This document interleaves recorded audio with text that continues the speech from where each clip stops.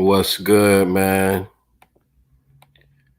Coming off Easter weekend, had some nice fights, some nice activity going on.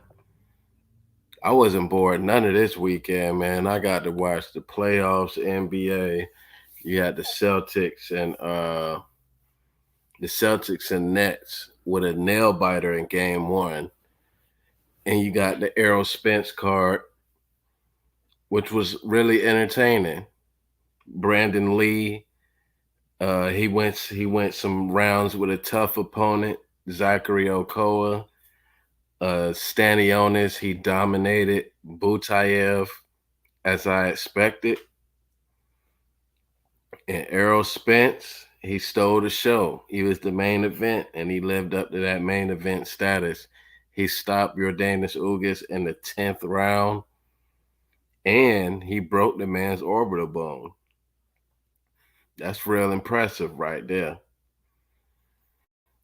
What else was on that Spence card? Cody Crowley dominated Jose Cito. El Rayo from the David Benavidez camp, he got a knockout in the first round. I don't even think he went through half of the first round. He had countered this man with a left hook from hell, you know what I'm saying, and knocked him out like immediately. Like the ref didn't even have to count to five to see that man was knocked out. And that was supposed to be a step up in competition for El Rayo too. And Pitbull Cruz, he fought Gamboa. Gamboa, he's been getting recycled throughout the young lightweights for the past few years.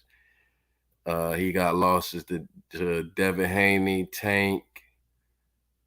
Now Pitbull Cruz. It's some other ones that I'm forgetting about too, but Pitbull Cruz, he just came out like a wrecking ball, devastating hooks from both hands. And he knocked down Gamboa like four times, and then he knocked him out cold in like the fourth round. So he did it better than Haney and Tank. You know what I'm saying? And I think that's what he was aiming for. That's what they was talking about. And he wants that Ryan Garcia smoke, but I highly doubt it. I highly doubt De La Hoya want to make that risk for Ryan. See, in order to beat Pitbull Cruz, though, I just feel like you got to be really defensive responsible, and Ryan is not that. I heard Ryan still backing up in straight lines with his chin in the air. You got to have more technical ability than that to get past Pitbull Cruz, because that boy is a problem, but he can be outboxed, as we seen in his loss to Tank. Now, Errol Spence and Ugas. So the fight start off, right? I gave Ugas the first round. They were exchanging jabs. Errol Spence had the more crispy and more hard jab, seeing that he's more of a power puncher than Ugas. But I gave Ugas the first round because Ugas was touching that body with that jab.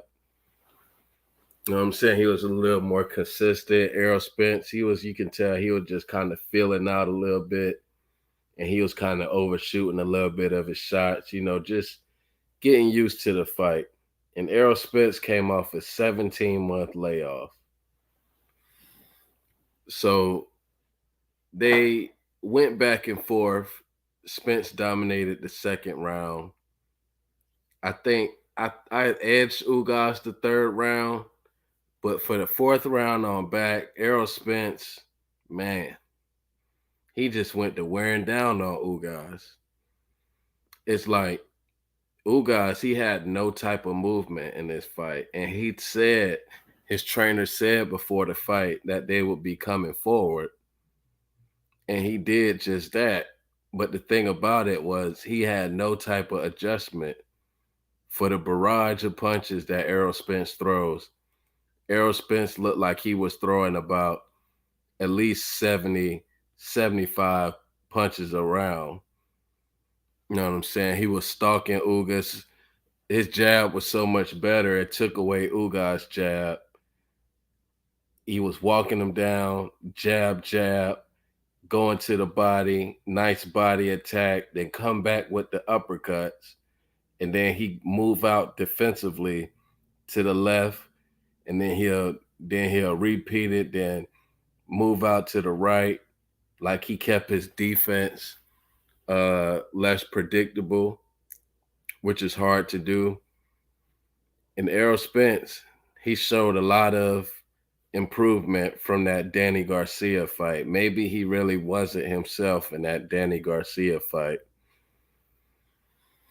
You know what I'm saying? Now, the sixth round with Errol Spence, we had the situation with the mouthpiece. Ugas, he caught Spence with a right hook in his neck and his chin. It hit both of them at the same time, and the mouthpiece flew out. You know what I'm saying? And I don't think Spence was there. I think Spence was fucked up, man, because Spence, he went to walking to go pick up the mouthpiece. Like, that's the ref's job. So as he was walking towards the mouthpiece, like, he just, after he caught the punch, like, he just went to walking. Like, people say the ref had said stop, but Ugas is not wrong for hitting him with that punch because the ref didn't step in. If the ref don't want you to punch, he gonna step in front of you and push you back. So he hit Spence with a nice 1-2, sent him flying to the ropes. And that could have been called as a knockdown if the ref was like really on top of it like that. But he broke up the action. And Spence, he went to throwing a lot of uppercuts in that round as he got hurt. You know what I'm saying? And then after that, it was just pure domination. Like, he threw a lot of uppercuts like Fundora, but he was hitting Ugas with them things in the middle of the ring. Fundora was throwing a lot of his uppercuts while Lubin was on the ropes. And you know what I'm saying? His power, like, he showed that he got some pop, man, because of that eye from Ugas. You know, it just started getting fatter and fatter. And then when he fucking hit Ugas with a left uppercut, like in the last round of the fight, Ugas went to wincing and shit. Like, it was visually like affecting Ugas. And Ugas never went down. He never went down. But it was a lot of points of the fight, like round 7 and back, where Spence was throwing a lot of unresponded punches. Like, Ugas, he went to having a lot of moments of like 30, 45 seconds, even a whole minute without even throwing a punch. Spence was just all over this man. And I believe that it was another case of not having enough power to keep somebody off of you, man. And I think that's kind of what happened in this fight. And Ugas didn't jump on his opportunities when he had Spence hurt. Like, Ugas liked to watch his work. You know what I'm saying? So Spence was able to recover.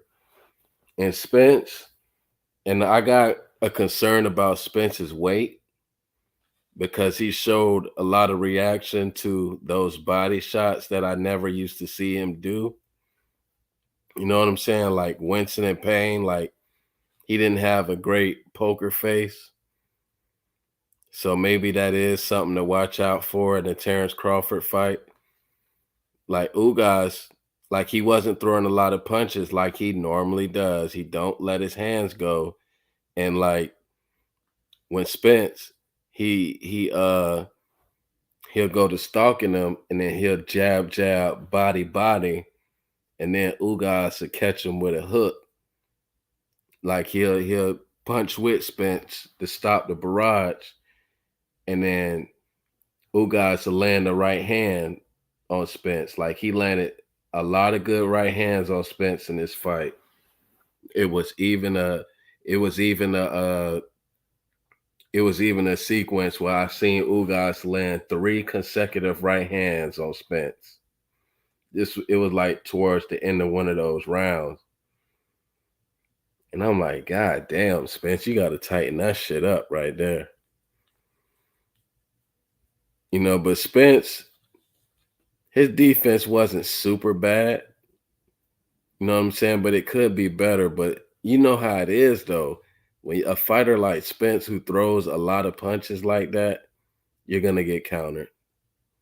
You're gonna get countered. And I don't think he was respecting Ugas' power anyway. But this was an A+ for Spence. Besides that blunder in the 6th round or whatever. But yeah, this dude, he's all the way back. He's all the way back. And to me right now, in my eyes, I feel like Terrence Crawford is an underdog in that fight right now. I think Spence might be able to pull it off. Like, because I think Errol Spence his style looks like it's good enough to deal with boxers, you know what I'm saying? Like outside fighters. Like it's gonna be real hard to outbox Spence. Because not only he's stalking you, he got a long reach and he's got a good jab. Somebody stalking you with ability to cut off the ring with that jab, it's hard to get around that. Like he corners you off and then he attacks that body. I just don't know. But I feel like him and Crawford get hit a lot. So you never know, man. But I feel like if Ugas was countering him like that, Bud gonna have his opportunities to fuck Spence up. I can't lie. Like, especially with that left hook he was throwing to the body against Porter. Like, that's a picture perfect hook that Crawford be throwing. And you don't know if it's coming up top or if he's going to the body with it. It's like a little sidestep, little short hook. Tear your ass up. But I really don't. You never know. What's good, Haplotype? You watched the fights this weekend? Matter of fact, your boy coming up this weekend, Tyson Fury, Fury White. They say 80, 90,000 in the UK where they at. I'm be looking forward to that too. But people be talking shit about that fight, talking about nobody cares about it in the US. But shit, it's the weekend though, so I ain't got nothing else to do. So I'ma watch it. And I'ma bet on it too. See if I can make some money off Fury. I ain't gonna bet Fury money line. I'm gonna try to. I think Fury gonna come through with a late KO. Cause I don't believe in Dillian White's stamina. He gets tired, and Fury doesn't at that size. He got a great gas tank. But yeah, though, I just jumped on here to give Spence his props. And yeah, he called out Bud directly, and he's using the name the name Terrence Crawford because it's been a long time where Spence just wouldn't say his name, like, and that was just kind of weird to me. And Steven Espinoza, he said he want Crawford next. It's supposed to be here, but Steven Espinoza, he's with Showtime, not PBC, so I wouldn't advise Bud to deal with him. He got to deal with Al Heyman. But Spence cleaned this side of the street, and now we got to see if we can get through all the politics. Because Stanionis, he beat Buchayev, and he stepped aside last time for the Ugas fight. So it's gonna be a lot of pressure on him to step aside again. You know what I'm saying? And plus, he got handlers too. So he got handlers too, so maybe they don't want to put him in there with Spence because the winner of Spence Crawford moving up and dropping the belt. So if he did step aside, he'll be right there to get a title shot. But maybe he wants a shot at three belts instead of one. But you never know.